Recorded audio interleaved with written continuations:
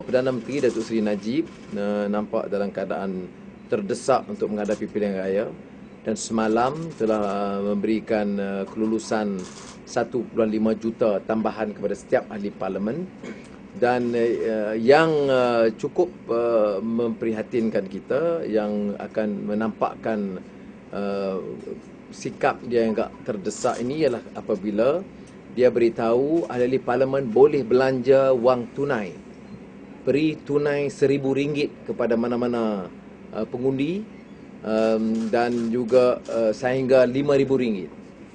Ini ikut kefahaman saya dalam peraturan kewangan, ini sangat tidak wajar.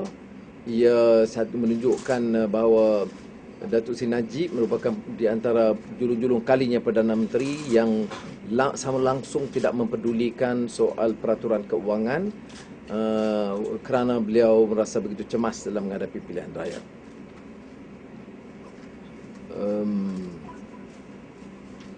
Yang ketiga ialah selain daripada SPR tadi saya sebut, kita juga melahirkan rasa membantah tekanan dan yang berterusan terhadap rakan-rakan terlibat dalam bersih, kebiadaban yang dilakukan ke atas Puan Ambega. Kita harus belajar bahawa mengikut adab Melayu, Islam dan peraturan undang-undang rakyat Malaysia ini, sama ada kita setuju atau tidak, tapi tidak membolehkan kita menghina orang dan mengambil sikap yang biadab. Dan ini kali pertama kita tengok dalam sejarah di mana Perdana Menteri sendiri dia seolah-olah membisu dan terhadap semua tindakan jenayah dan rendah akal budi, sama ada mempamerkan bontot ataupun baling batu ataupun mengadakan warung-warung di depan rumah tangga orang. Ini semua hanya mungkin berlaku kerana pemimpin UMNO BN Datuk Seri Najib seolah-olah merestui tindakan. Tidak ada satu kenyataan daripada seorang pemimpin atau Perdana Menteri atau Presiden UMNO yang tegas menolak budaya jelek dan rendah akhlak ini. Saya merujuk kepada tulisan saya dalam Rekah Deli yang dibaca mengapa PAN menyertai himpunan bersih walaupun melibatkan kalangan NGO yang bukan Islam dan sebagainya, kerana perjuangan untuk pilihan raya yang bersih dan adil. Dan terbukti banyak kenyataan-kenyataan yang dapat dibaca, yang dilihat, yang dikesan.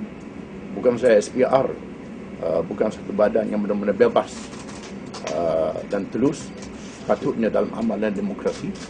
Bahkan terbukti tuntutan jawatankuasa yang dilantik oleh Parlimen tidak dapat dilaksanakan semuanya.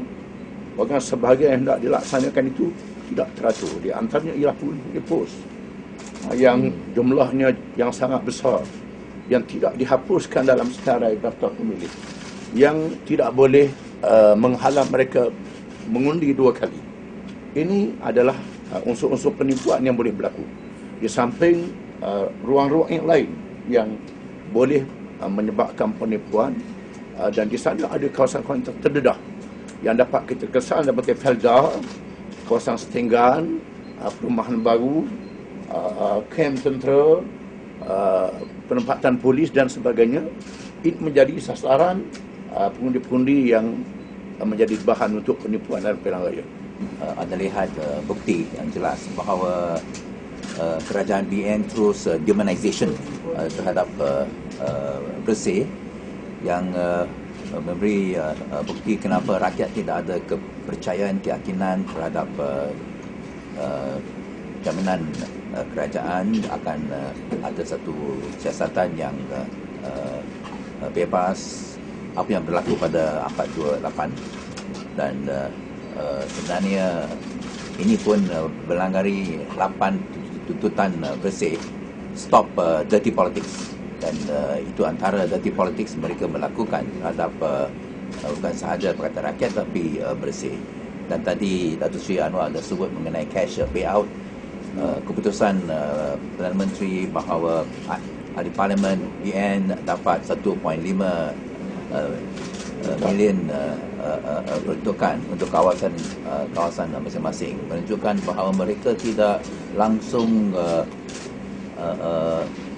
rela mengikuti 8 tuntutan, stop corruption, stop dirty politics, dan inilah bukti kenapa perlulah satu clean elections di negara kita. Dan sungguh pun Deputy Prime Minister Tan Sri Muhyiddin ada kata bahawa 7 of 8 bersih demands have been met. Sebenarnya only 1 of 8, and I think at this session the PM should give a full statement, ministerial statement, as what they have done on trying to meet the 8 demands of bersih. Soal bersih ni semalam dijawab, soalan yang saya kemukakan, dan hari ini Menteri jawab lagi.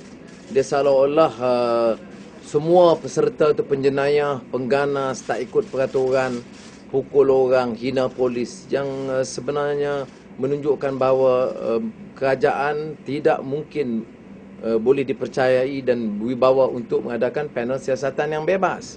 Nak bebas bagaimana? Dah hukum semua dah. Hukum pula bukan sedikit, hukum dengan berat. Bahawa semuanya itu pengganas, menimbulkan kekacauan dan sebagainya, ratus ribu semua terlibat. Jadi kalau begini, panel ini seperti mana yang disebut oleh rakan-rakan, sudah ditolak awal kerana Tun Hanif pun dalam kelompok yang sama.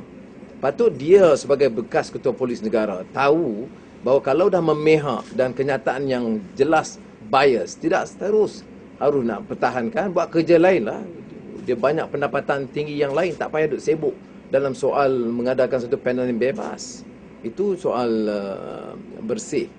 Tadi kita kemukakan soal Suruhanjaya, RCI mengenai pendatang asing yang diberi taraf kewarganegaraan. Bukan saja di Sabah, tapi kita bagi angka di Selangor, Kuala Lumpur dan di Johor. Dan sebab itu kita masih menggesa supaya Suruhanjaya ini meliputi seluruh negara, tidak hanya di Sabah walaupun tumpuannya Sabah. Keduanya, kita juga akui bahawa ada kalangan yang telah menjadi warga negara secara sah, ataupun ada seperti mana dibuktikan ada orang Iban atau Kadazan atau orang India yang lahir di Malaysia ataupun duduk yang belum diberikan hak warga negara. Itu kita tidak pertikaikan. Yang kita pertikaikan hanyalah bagi kalangan yang didaftar cara tidak sah, cara penipuan dan cara rasuah. Tetapi dalih kerajaan Barisan Nasional ialah masih merangka terms of reference. Sudah bertahun dah fikir RCI, terms of reference belum selesai. Maknanya UMNO BN tidak serius mengadakan RCI. Mana mungkin satu kes yang begitu besar, Perdana Menteri bagi pengakuan dah setahun, pengumuman dah berbulan, dan hari ini masih ada jawapan, kami sedang teliti terms of reference. Ya.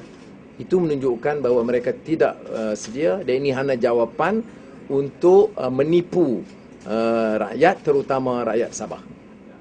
Isu ini dipermainkan oleh UMNO je. Apa yang SPR tak dengar lagi?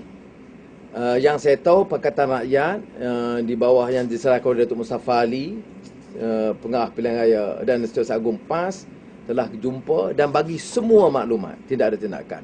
Jatuh kuasa Select Committee sudah buat. Perdebatan di Parlimen dibuat.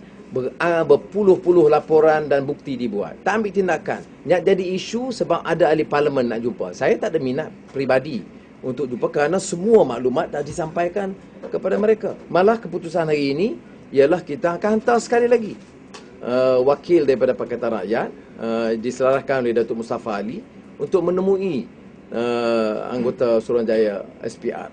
Jadi bukan kita naik lah, tapi yang dibuat ni yang kod 12 lah, 40,000 lah, semua tak ada tindakan. Malah ada lagi unsur tujuan nak menipu. Tugu Hadi Awang sebut tentang undi pos. Dulu kalau 140, sekarang dah naik 240,000. 240,000 dan tak payah pakai dawat hitam, dawat kekal. Apa tujuan dia? Apa yang susah sangat nak undi awal? Dan macam-macam isu teknikal. Inilah satu negara di dunia di mana proses pilihan raya bersih itu paling susah. Ya. Ambil komisen 500 juta lebih senang daripada nak gunakan dakwah kekal dan Suruhanjaya bersih, pilihan raya bersih. Indonesia 260 juta penduduk. India 1 bilion orang penduduk lebih. Pilihan raya lebih mudah dikendalikan, lebih bersih daripada Malaysia. Maknanya kerajaan bawah pimpinan Datuk Seri Najib memang enggan melaksanakan pilihan raya bersih.